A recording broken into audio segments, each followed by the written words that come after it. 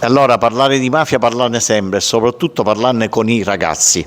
Oggi abbiamo avuto 3 scolaresche attentissimi al problema perché loro saranno il futuro e quindi raccontare 100 anni di mafia per me e per noi tutti era importante affinché le nuove generazioni possano capire questo problema, comprendere le radici e far sì che non continui più a diffondersi nella società.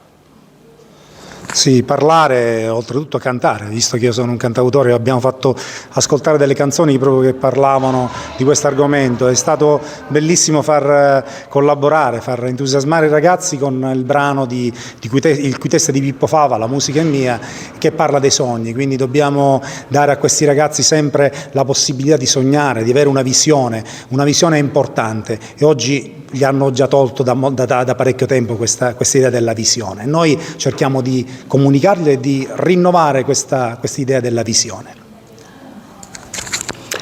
E quindi pubblicare qualcosa che si parla di cambiamento radicale, ma soprattutto di principi, di onore, di dignità, di etica, qualcosa di fondamentale. Oggi l'editoria dovrebbe fare anche un po' un mea culpa perché probabilmente si va su strade un po' tortuose, però una cosa è certa. Si deve puntare sull'eccellenza e oggi qui ne ho avuto dimostrazione perché è stato veramente una festa, un momento brillante, bellissimo, dove i ragazzi non hanno fatto altro che applaudire a un progetto letterario e musicale meraviglioso. Grazie.